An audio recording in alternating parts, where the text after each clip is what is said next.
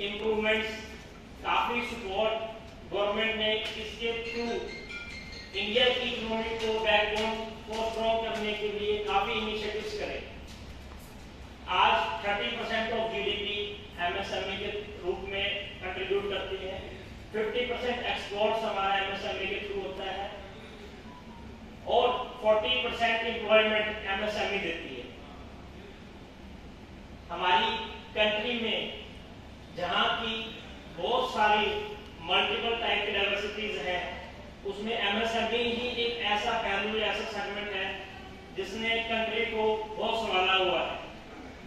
Covid pandemic के समय जब चाइना N95 मास्क या पीपीई किट टाइप का मटेरियल उसने हमें सप्लाई करा, जिसकी की क्वालिटी बहुत पुअर थी, इतनी पुअर थी कि हमारे फॉरेन मिनिस्टर ने साथ ही उसको कुछ समय के बाद इसे वापस भेज दिया। तब उन्होंने एक ओपन चैलेंज करा कि भी आप इसे वापस तो कर रहे हैं, क्वालिटी इशू रहते हैं, लेकिन आप संभालेंगे कैसे। तब ये वही एमएसएमई थे जो कि सामने आए, फ्रंट फेस पे आए और उन्होंने उससे बेटर क्वालिटी के products with in a very short span time सबको अवेलेबल कराए। आज कंट्री में life saving equipments N95 mask लगभग 2 लाख से 3 लाख पीसेस डेली की प्रोडक्शन थ्रू एमएसएमई हो रही है। रिसेंटली गवर्नमेंट के कुछ इनिशिएटिव्स रखते हैं, कुछ बजट के थ्रू हमारे को हेल्थ असिस्टेंस प्रोवाइड करते हैं। तो गवर्नमेंट 3 पहलू से, 3 तरह से हमारे को सपोर्ट करना चाहती है।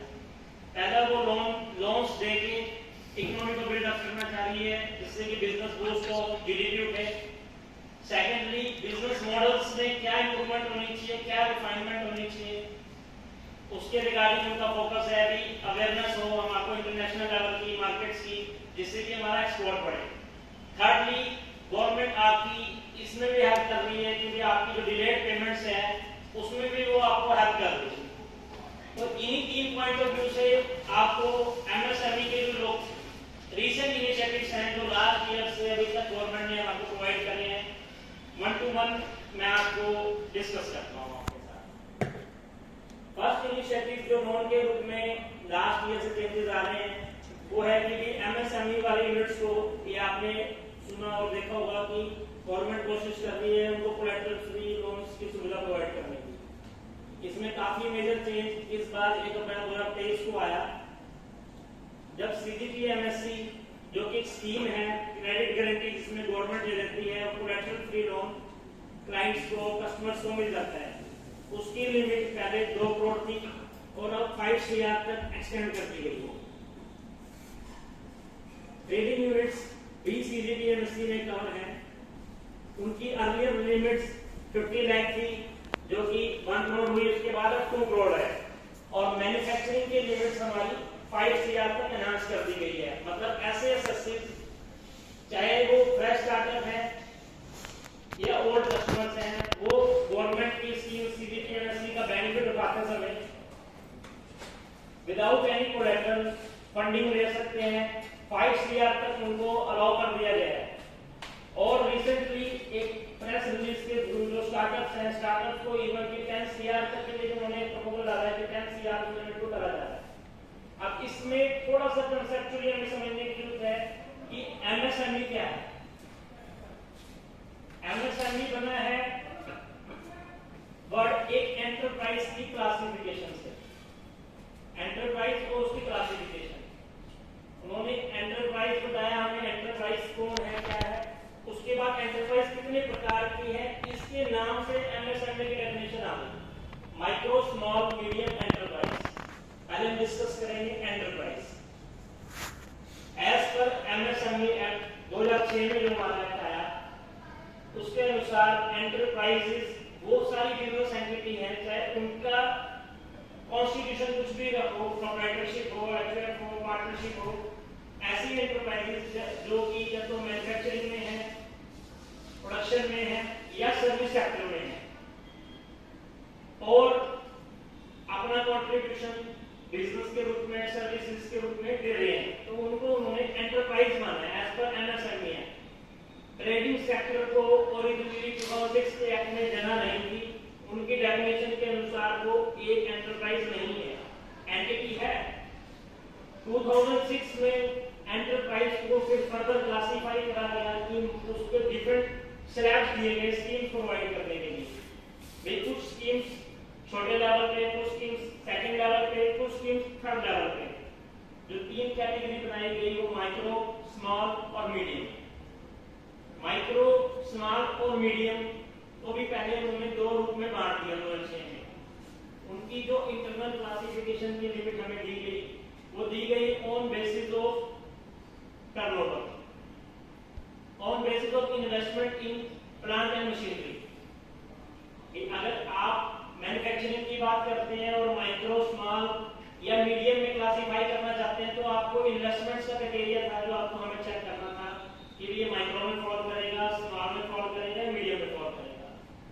ऐसे ही सर्विस सेक्टर के लिए क्लासिफिकेशन लिमिट अलग थी।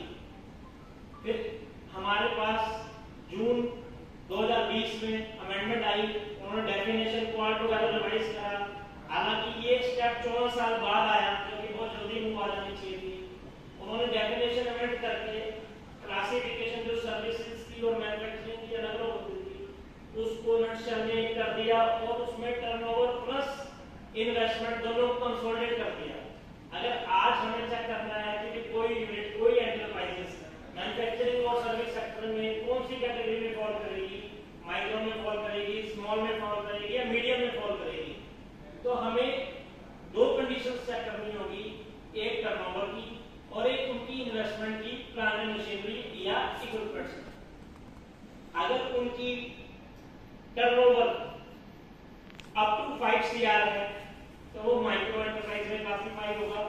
अगर उनकी टर्नओवर मोर देन 5 CR है बट लेस देन 50 CR है तो वो स्मॉल में कंसीडर होगा। और अगर टर्नओवर हमारी मोर देन 250 CR है, 52 to 250 है तो मीडियम एंटरप्राइज होगा। और 250 को भी जो क्रॉस कर देंगे वो एमएसएमई की डेफिनेशन से ही कहा होगी। मोर देन 250 करोड़ से जो ऊपर वाले सेक्शन आएंगे वो लार्ज यूनिट्स में चले जाएंगे, वो अपना एक स्टेटस एमएसएमई को खो देंगे। अब इन डेफिनेशंस के बाद जब ये क्लासिफिकेशन का 2020 में बेनिफिट दिया जा रहा था मैन्युफैक्चरिंग और सर्विस सेक्टर को, तब एक ट्रेड डिपार्टमेंट से ये रिक्वेस्ट निकली कि ट्रेडिंग सेक्टर का भी कुछ ना कुछ जीडीपी में एक योगदान है, उनको भी कहीं ना कहीं जगह दी जाए। तो जून 2021 में एक ऑफिस मेमोरेंडम आया जिसमें उन्होंने ये कहा कि ट्रेड और होलसेल ट्रेड वो भी एक स्पेसिफाइड क्लास के एनआईसी कोड जिससे कि इंडस्ट्री को क्लासिफाई करते हैं, जो एमसीए में या उद्यम पोर्टल पे हम कोड सेलेक्ट करते हैं कि हमारी इंडस्ट्री का नेचर ऑफ बिजनेस ये है। उन कोड्स के बेसिस पे उन्होंने कहा कि ट्रेड को भी हम एंट्री दे रहे हैं एमएसएमई में रजिस्टर होने के लिए, लेकिन सब्जेक्ट टू कि सर्टेन क्लास, अगर इस क्लास में आएगा 45, 46, 47 इन तीन कोड्स में आए तो ही आप अपने आप को एज एमएसएमई रजिस्टर कर पाओगे। लेकिन साथ ही उन्होंने एक लिमिटेशन और फिक्स कर दी उसके ऊपर, वो क्या थी कि आपको एमएसएमई रजिस्टर तो करने दे रहे हैं लेकिन आपको एमएसएमई सिर्फ प्रायोरिटी सेक्टर लैंडिंग के लिए माना जाएगा। जैसे कि मैंने बताया था कि गवर्नमेंट तीन तरह से एमएसएमई में हेल्प करती है, लोन देने में, बिजनेस मॉडल्स इंप्रूव करने में, पेमेंट्स सिक्योर कराने में। उनके अंदर कई तरह की स्कीम्स हैं, तो उन्होंने ट्रेडिंग वाले पे कैपिंग लगा दी भाई आपको बेनिफिट अगर उन तीन कोर्स में आ भी गए, रजिस्टर हो भी गए, बेनिफिट फिर भी आपको सिर्फ लैंडिंग तक का मिलेगा, उसके अलावा भी कोई भी स्कीम होगी तो ट्रेडिंग वाला उसको कवर नहीं करा पाएगा। ये 2021 में हमारे पास किया गया। अब माइक्रो यूनिट्स जो कि बहुत ही छोटे यूनिट्स हैं, उसके लिए गवर्नमेंट ज्यादा कोशिश कर रही है कि छोटे छोटे यूनिट्स जो जिनकी एक स्ट्रेटेजी है बिजनेस की भी, स्मॉल लेवल पे जो छोटे बिजनेसेस को चलाना चाह रहे हैं, ग्लोबल मार्केट्स जिनसे बची रहे, सस्टेन रहे, उनके लिए उन्होंने काफी स्कीम्स इस तरह की निकाली हुई है कि जिनसे उन्हें सपोर्ट करे, मुद्रा लोन है या उनकी ट्रेनिंग्स हैं। माइक्रो के बाद स्मॉल लेवल की जो ऑर्गेनाइजेशंस हैं वो ऐसी ऑर्गेनाइजेशंस हैं जो 5 करोड़ से 50 करोड़ की तरफ हमारी आ रही है। 50 करोड़ तक के लिए एक मिनिमम लेवल पे रिस्पेक्टफुल बिजनेस कर रहे हैं, उनको भी कई तरह की इनिशिएटिव गवर्नमेंट ने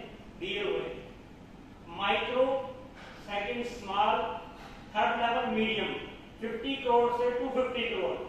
मीडियम वालों को उन्होंने एमएसएमई माना हुआ है, लेकिन कई जगह पे जब इनकम टैक्स में अपनी आएंगे आगे उनको रिस्ट्रिक्ट कर दिया गया, उन्हें बेनिफिट नहीं दिया जा रहा। 50 सीआर से करने वालों को, बाहर वालों को अभी उन्होंने स्टैंडर्ड फेस में डाल दिया।